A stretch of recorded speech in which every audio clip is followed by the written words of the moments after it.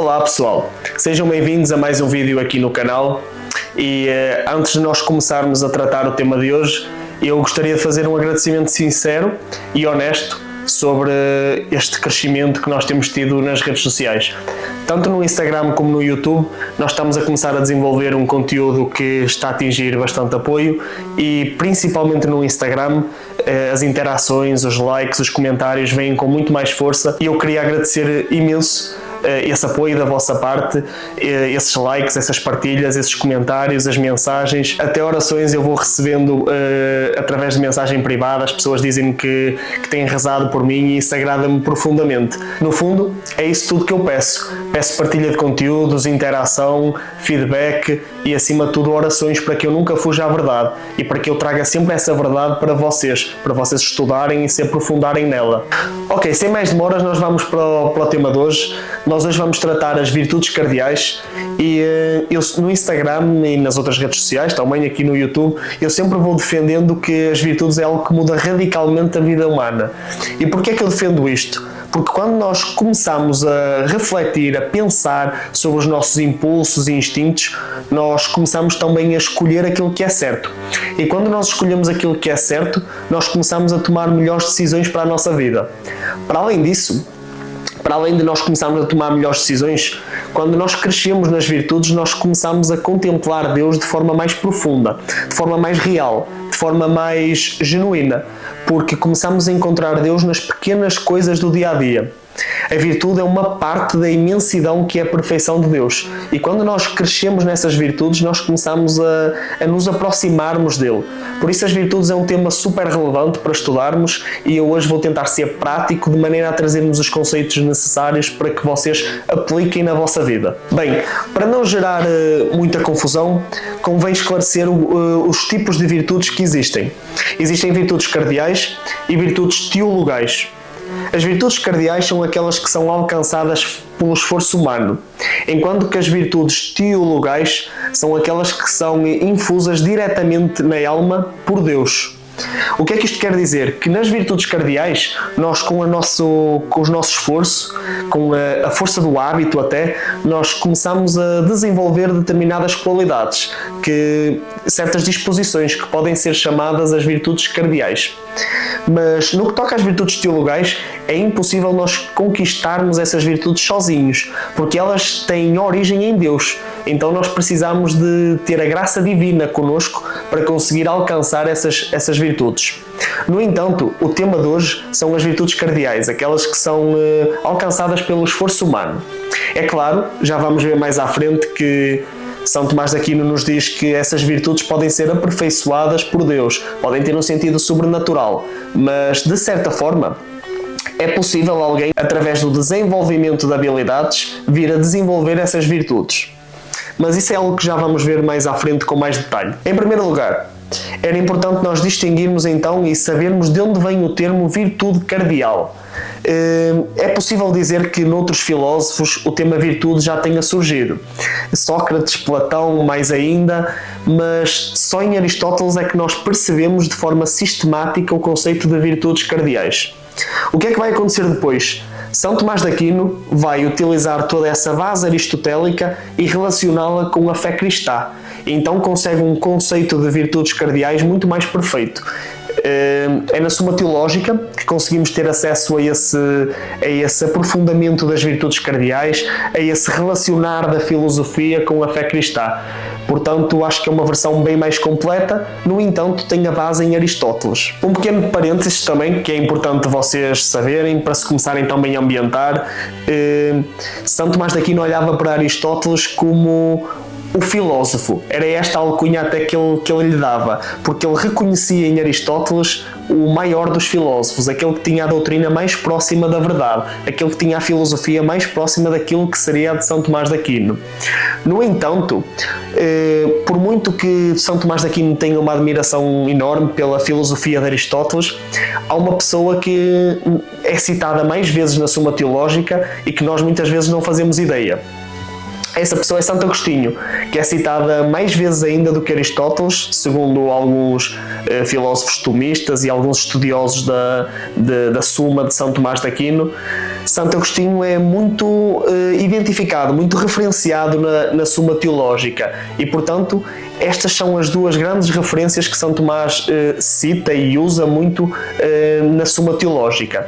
Tanto é que a alcunha que São Tomás de Aquino dá a Santo Agostinho é de o teólogo, portanto algo que, a meu entender, é superior à alcunha que foi dada a Aristóteles, portanto de o filósofo, porque a teologia está sempre num plano superior do que a filosofia, embora ambas matérias se complementem. Mas isto foi só uma curiosidade. No fundo, Santo Agostinho e Aristóteles são as duas grandes referências da Suma Teológica. Então, sabemos distinguir entre virtudes cardeais, sabemos distinguir entre virtudes teologais.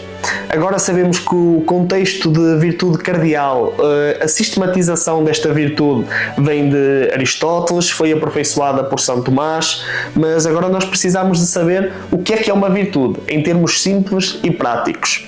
A virtude são todos os hábitos que nos encaminham para o bem. Isto é, sempre que nós pensamos, refletimos sobre os nossos impulsos, sobre os nossos desejos, sobre os nossos instintos e através da razão conseguimos escolher conscientemente aquilo que nos aproxima do bem, nós aí estamos a ser virtuosos. Como exemplo disso, vamos imaginar que nós sentimos o desejo, o impulso de determinada coisa.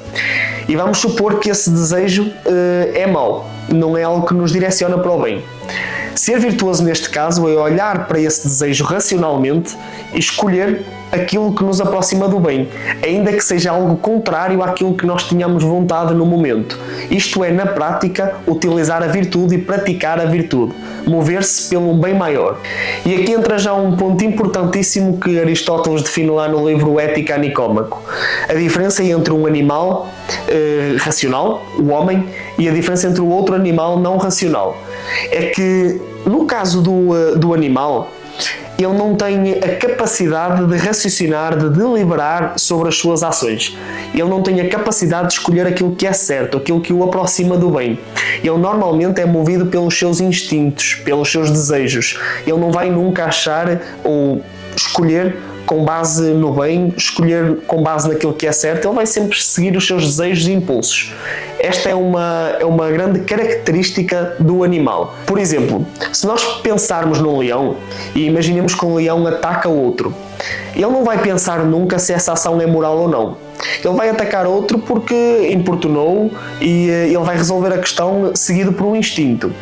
Outro exemplo claro é se nós colocarmos um prato de comida, por exemplo, à frente de um animal, de um cão, por exemplo.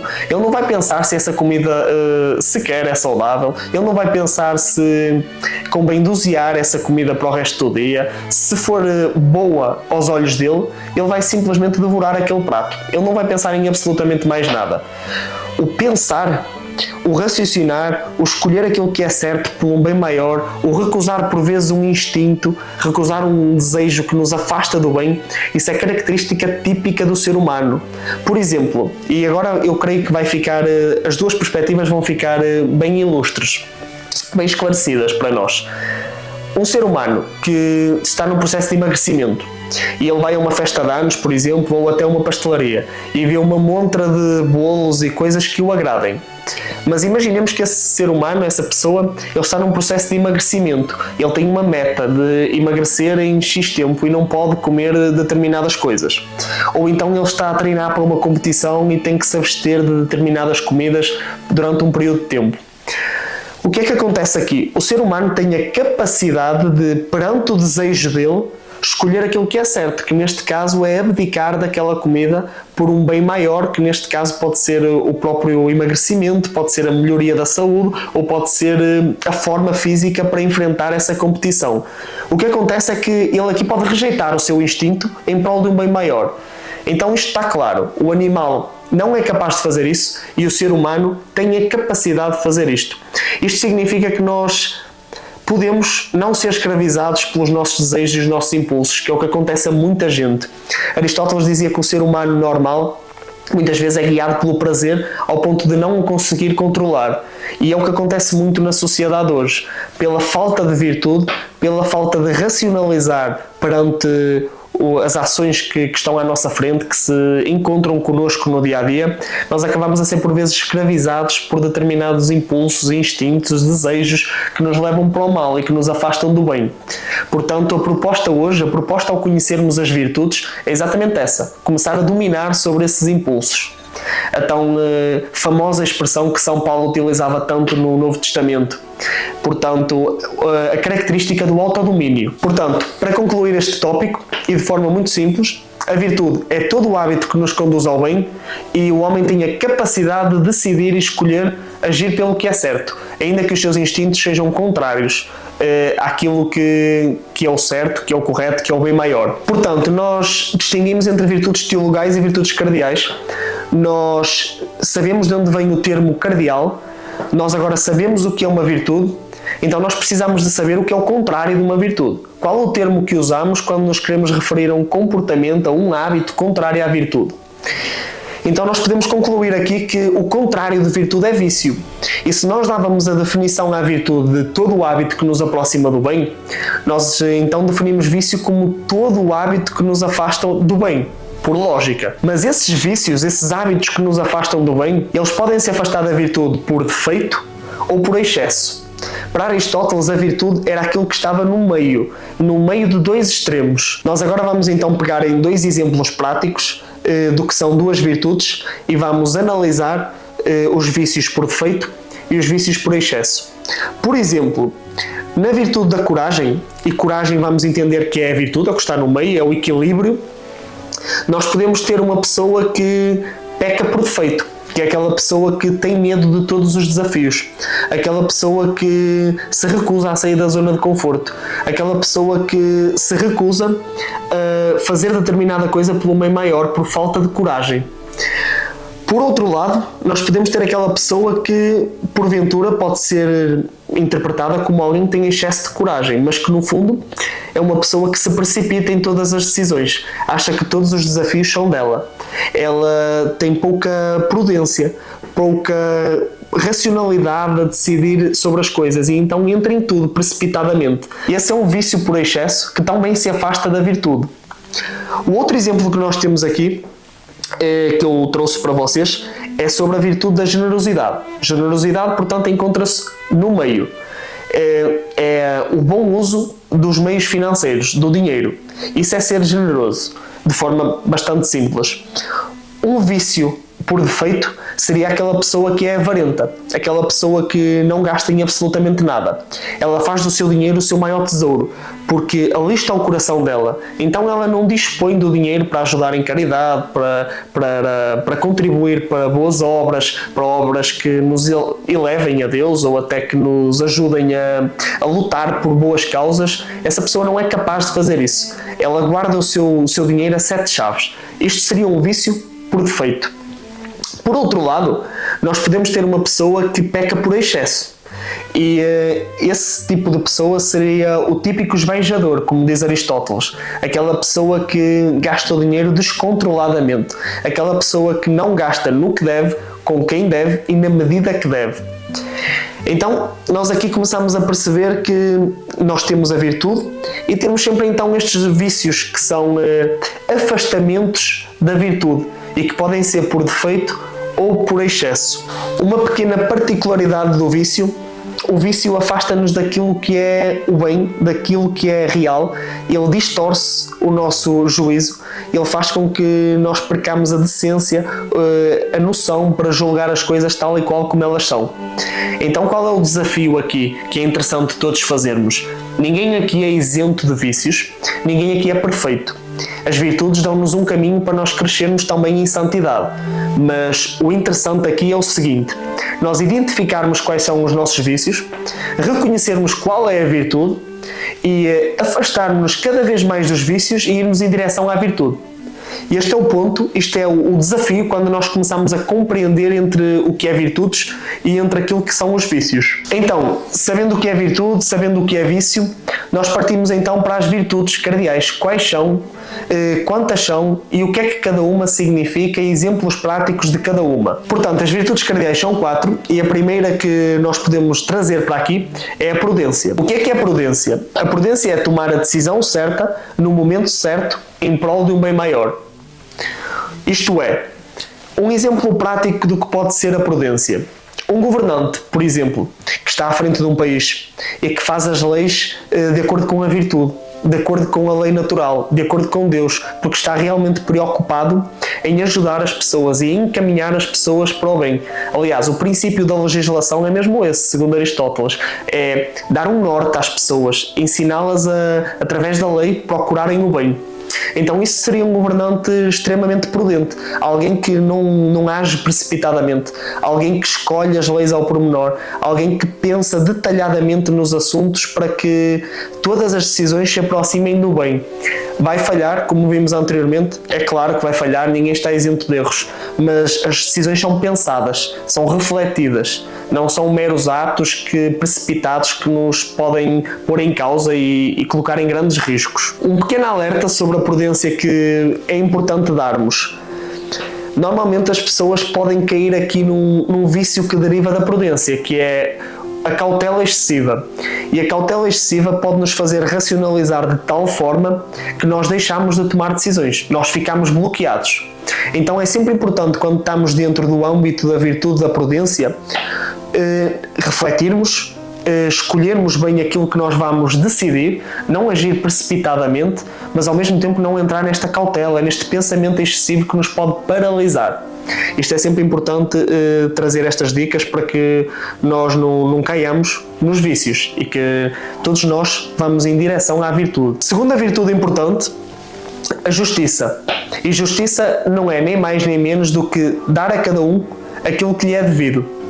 Reconhecer o mérito de cada um nas ações, reconhecer a hierarquia nas coisas. Um exemplo de justiça, um dos primeiros que me vem à cabeça.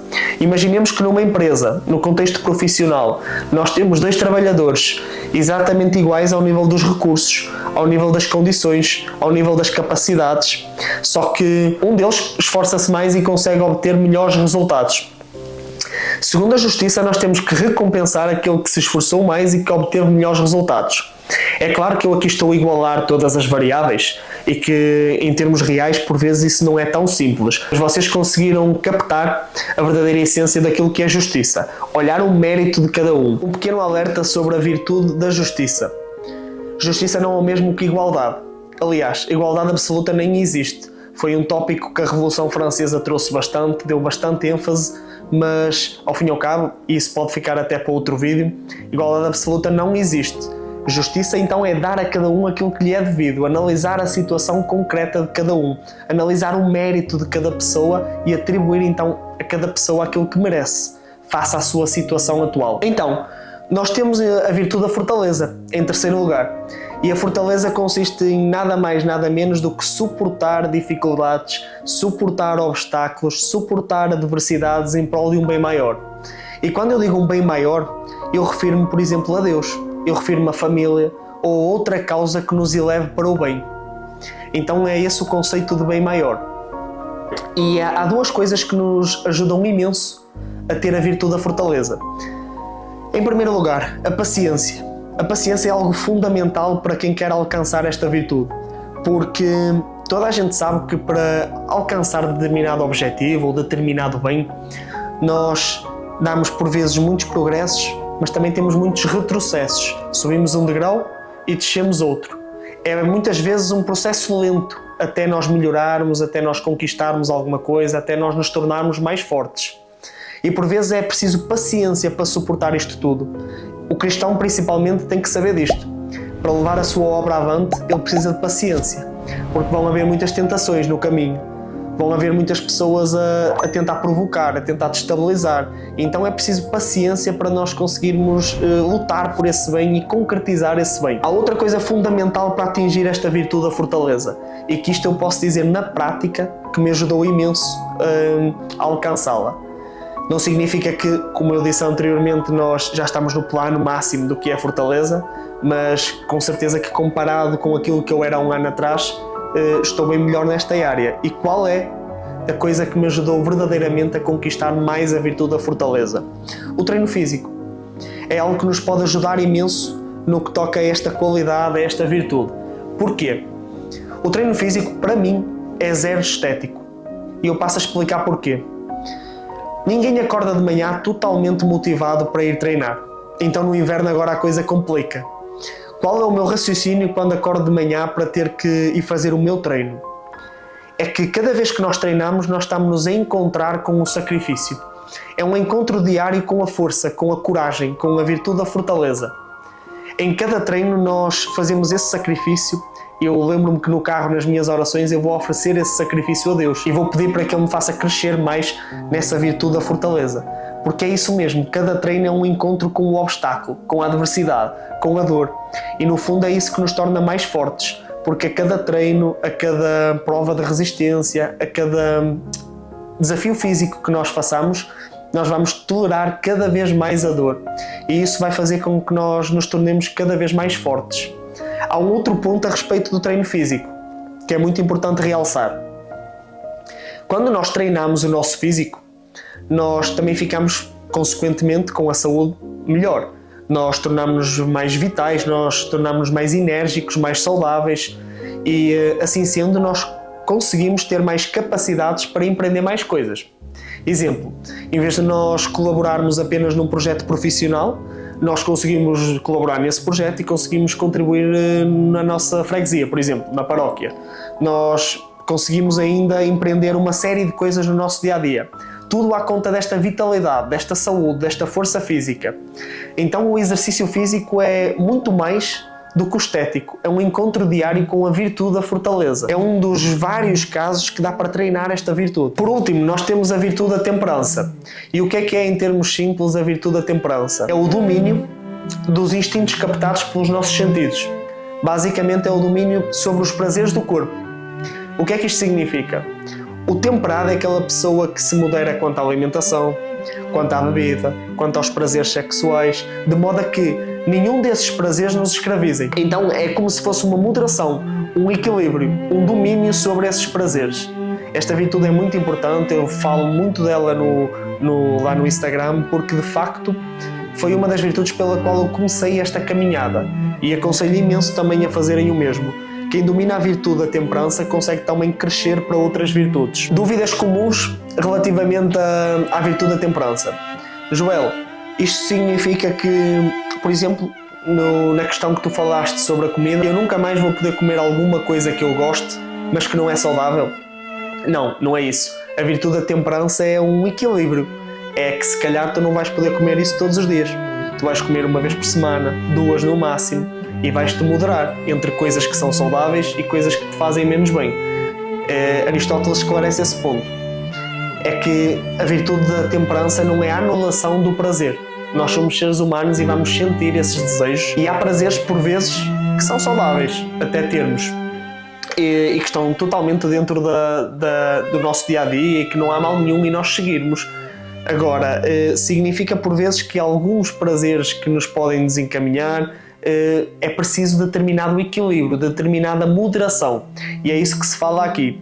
Outra dúvida constante, que também já surgiu lá no Instagram e que convém eu esclarecer, é que então se a temperança é um equilíbrio, é uma moderação, significa que eu posso fazer determinadas coisas mesmo que atentem contra a minha vida, por exemplo, o consumo de drogas.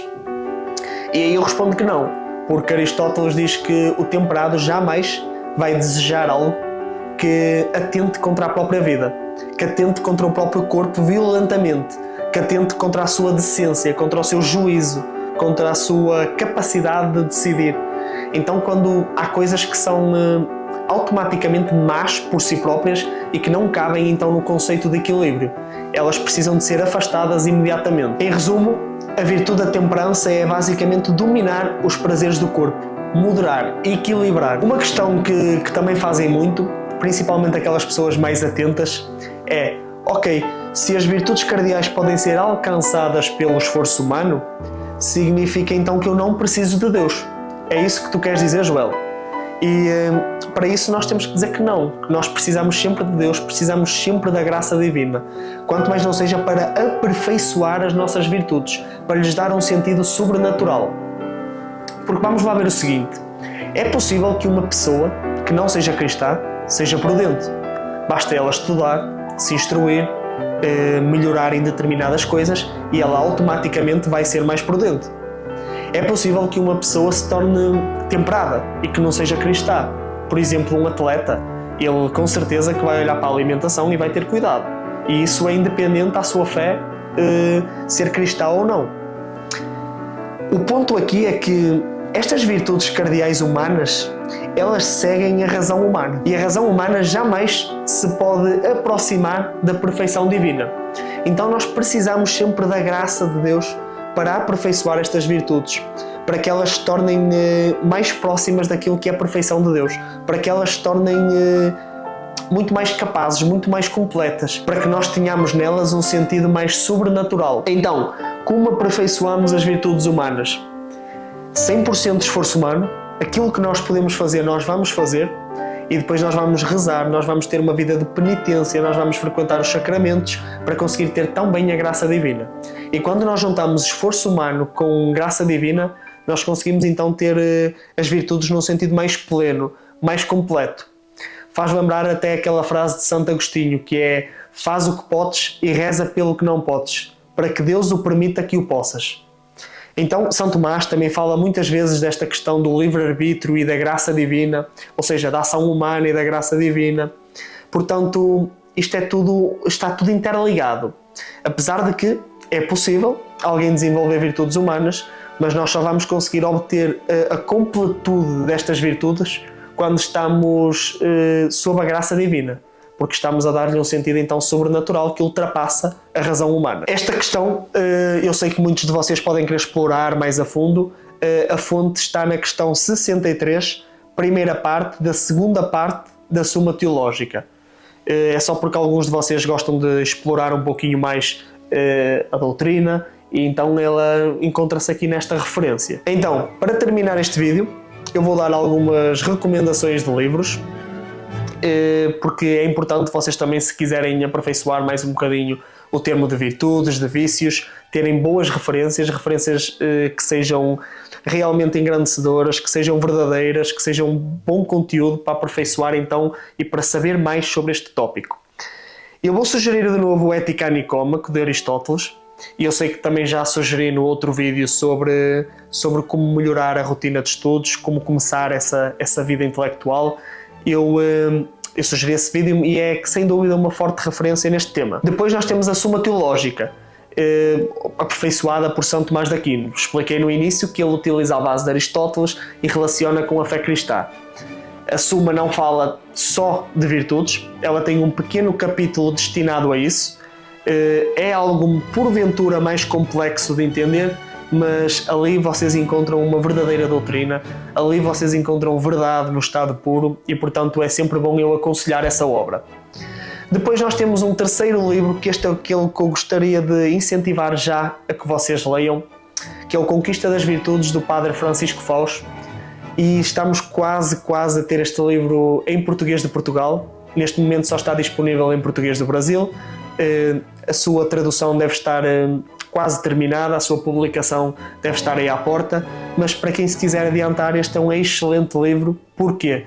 Porque ele trata tudo de maneira simples. Qualquer pessoa, em qualquer nível intelectual, vai olhar para este livro e vai entender o conceito de virtude, vai entender o conceito de vício, e há uma coisa muito particular e que me chamou a atenção neste livro, é que nós, no final de cada capítulo, no final de cada virtude, nós temos uma espécie de exame de consciência que o autor nos coloca.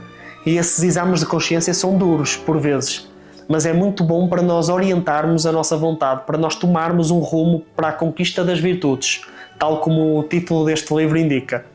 Então é sempre uma ótima referência. Este é o mais simples de todos. Depois talvez o Ética Nicômaco e só depois São Tomás de Aquino, a Suma Teológica. Então, para terminarmos este vídeo, eu queria reforçar um bocadinho a ideia inicial sobre que as virtudes mudam radicalmente a nossa vida. Porque quando nós começamos a refletir sobre esses instintos e desejos e começamos então a concluir que nós não precisamos de ser orientados por eles, nós conseguimos escolher o que é certo, aquilo que nos alinha para o bem, então aí a nossa vida começa a mudar. Nós começamos a tomar melhores decisões, a nossa vida começa-se a ordenar. Acima de tudo, nós começamos a ser homens e mulheres mais maduros. E isto é tudo aquilo que a nossa sociedade está a precisar, de homens e de mulheres mais maduros, que em cada função, em cada cargo profissional, em cada vocação, desempenhem essa maturidade, tenham comportamentos, tenham hábitos que levem a Deus. É isso que nós estamos a precisar na nossa sociedade, em qualquer ramo. Mais homens e mulheres virtuosos, maduros e que seguiam acima de tudo por Deus. Portanto, as virtudes é um ótimo tema para nós começarmos então a atingir essa maturidade, essa postura de liderança que todos nós somos chamados a ter. Obrigado por terem assistido a este vídeo. Deixem o like, subscrevam o canal, partilhem o vídeo com pessoas que querem saber mais sobre educação clássica, sobre catolicismo, que querem estudar de verdade. Isso é muito importante para mim. E deixem nos comentários também sugestões que queiram que eu fale nos próximos vídeos. Se estiver enquadrado em todo o meu conteúdo, tudo aquilo que eu falo, tudo aquilo que eu também vou trazendo para o Instagram, eu tenho todo o gosto em comentar e dar a minha opinião. Por isso, o que eu desejo também é que vocês continuem a rezar por mim, para que eu continue à procura da verdade, para que eu continue cada vez mais a trazer esse conteúdo, para que vocês também encontrem cada vez mais Deus no vosso cotidiano. Portanto, daqui muito obrigado e fiquem com Deus.